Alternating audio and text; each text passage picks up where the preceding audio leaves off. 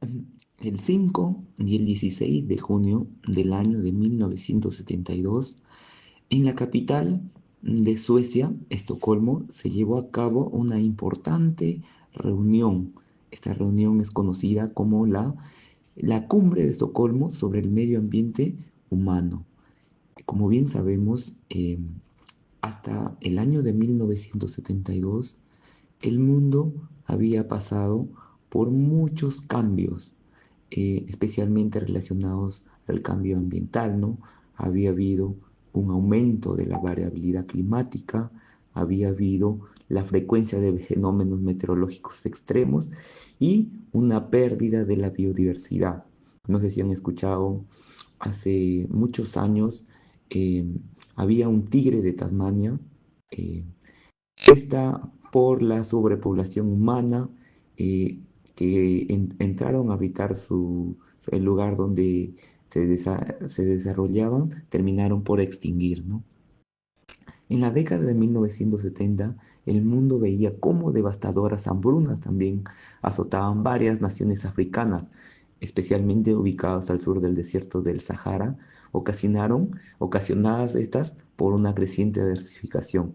Y en el Perú, ¿qué pasaba en el año de 1972? Estaba gobernando Juan Velasco Alvarado y a inicios del año de 1972 hubo un fenómeno que es conocido, el fenómeno del Niño, ¿no? En la costa norte hubieron intensas lluvias, esto generó que gran parte del territorio esté inundado, ¿no? Y esto generó grandes pérdidas en la agricultura, ¿no? Y esto generó también una escasez de alimentos, ¿no? Como bien sabemos, Lima no crece nada, Lima es un desierto, y este fenómeno del Niño generó escasez, ¿no? Especialmente en los mercados limeños. El medio ambiente humano, la Declaración de Estocolmo. Esta declaración es la primera gran, vaya la redundancia, de declaración dedicada a lidiar con el problema ambiental. Es considerada por muchos estudiosos como la pionera del derecho ambiental internacional, pues, a pesar que este es un documento no vinculante, acá se expuso, ¿no? A través de principios y postulados que es importante empezar a cuidar nuestro ambiente, siempre y cuando pensando en las futuras generaciones. Ya hubo antes algunas declaraciones, ¿no? Pero la importancia de esta declaración es que abarcó muchos más países, ¿no? Miembros especialmente de las Naciones Unidas. Ahí se logró proponer distintos planes de acción, esfuerzos y compromisos para cuidar nuestro planeta. Y esta declaración se podría decir, contiene 26 principios donde se habla sobre el cuidado y el aprovechamiento de los recursos naturales sin menoscabar el beneficio, sin menoscabar el futuro de las próximas generaciones. La Carta Mundial de la Naturaleza fue aprobada por la ONU en 1982 en un contexto de creciente preocupación por el deterioro ambiental. Este documento es importante en la historia del derecho ambiental porque por primera vez reconoce que la naturaleza tiene un valor intrínseco, más allá de su utilidad para el ser humano. Su contexto histórico. Antes de su aprobación hubo eventos importantes que impulsaron la conciencia global, como el Informe del Club de Roma de 1972, que alertó sobre los límites del crecimiento, la crisis del petróleo de 1973, que evidenció la vulnerabilidad energética, derrames y contaminación urbana que mostraron los límites del modelo industrial. En el Perú, sin embargo, en 1982, la atención estaba centrada en la crisis política y el inicio del conflicto armado, por lo que no se priorizaron políticas ambientales.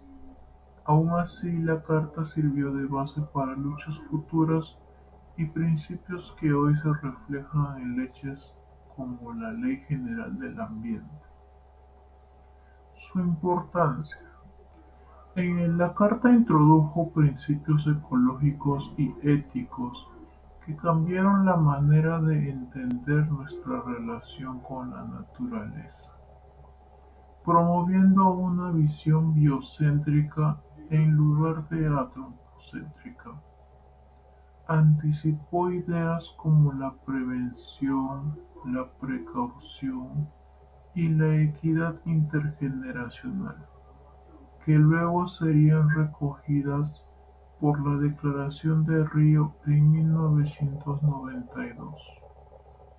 También ha servido como referencia en decisiones judiciales y en la creación de normas ambientales en muchos países.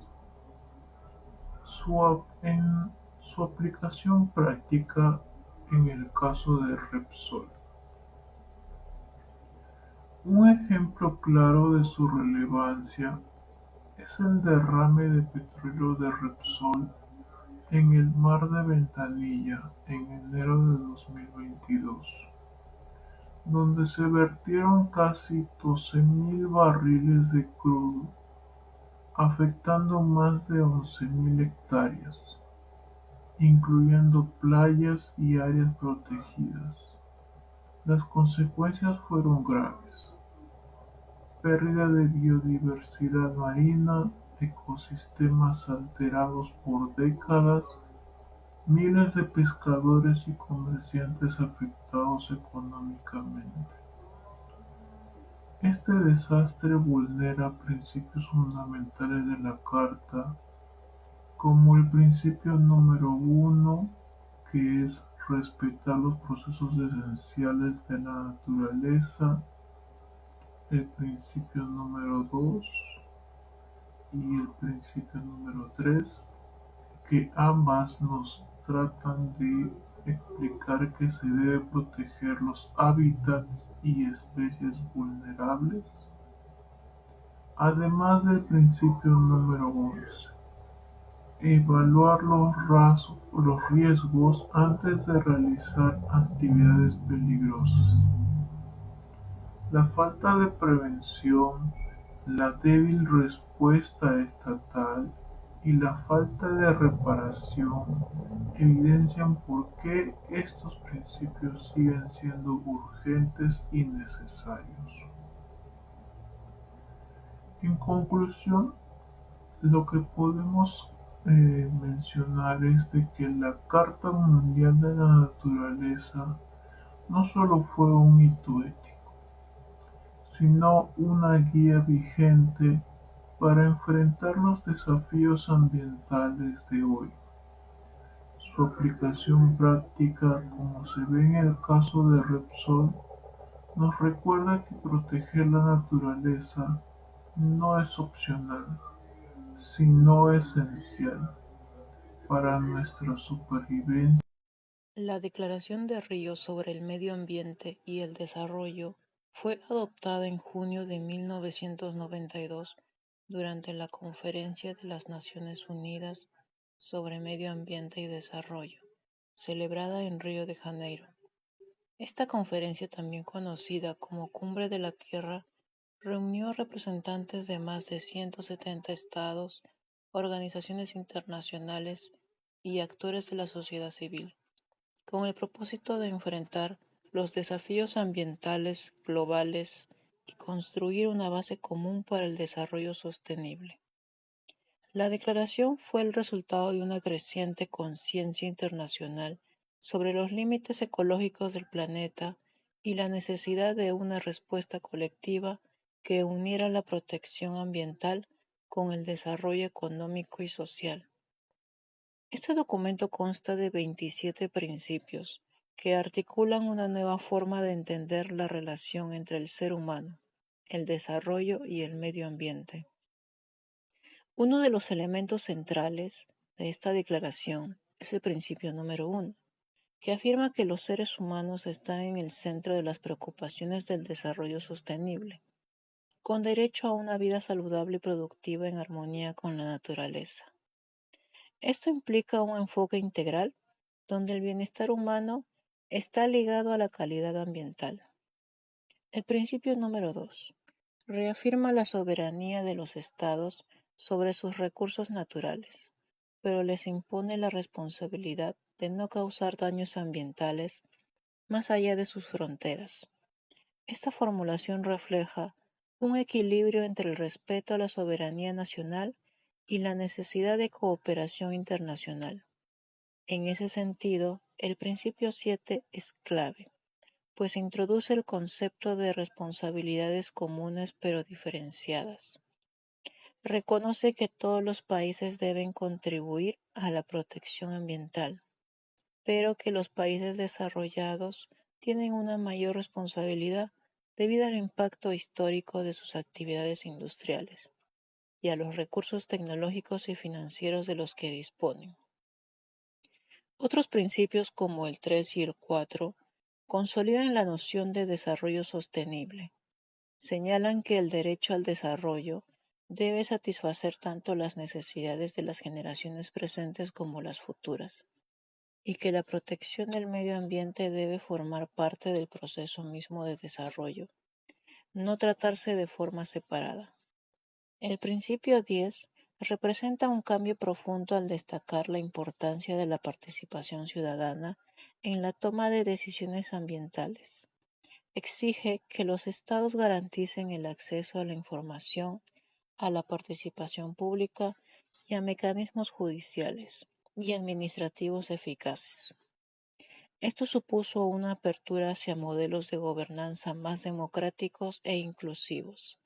Asimismo, principios como el 15 introducen el criterio de precaución, que indica que la falta de certeza científica no debe ser razón para postergar medidas de protección ambiental frente a posibles daños graves o irreversibles. El principio 16, por su parte, promueve la internalización de los costos ambientales bajo la lógica de que quien contamina paga, fomentando el uso de instrumentos económicos que incentiven conductas sostenibles. La declaración también aborda temas de equidad global. Da prioridad a los países en desarrollo y a los sectores más vulnerables, reconociendo que la erradicación de la pobreza es una condición necesaria para lograr la sostenibilidad. Asimismo, otorga especial atención al papel de las mujeres, los jóvenes y las comunidades indígenas como actores fundamentales para la protección del medio ambiente. En la práctica, la Declaración de Río no es un tratado vinculante, pero ha tenido un enorme impacto normativo y político. Sirvió de base para la Agenda 21 y otros acuerdos multilaterales sobre cambio climático, biodiversidad y desertificación. Además, sus principios han influido en la legislación ambiental de muchos países y en decisiones judiciales que apelan al desarrollo sostenible como un estándar jurídico internacional.